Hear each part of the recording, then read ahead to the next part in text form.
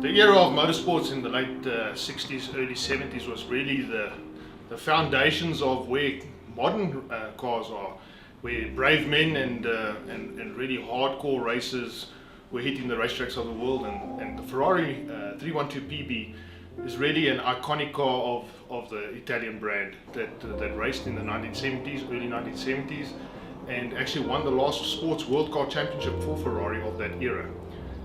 It has been a dream car really to build for us. I started with the project many years back and then realized that I didn't have the finances to do that.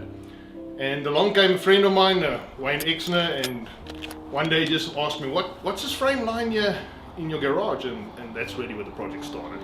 I explained to him my dream and my vision, and we proceeded from there. And that's really where the Maranello comes from. Hardcore racer, badass to the bone, that's what we want.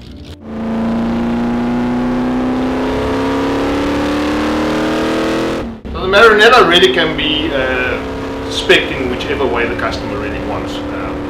For us really it is to focus on customers that are wanting something unique.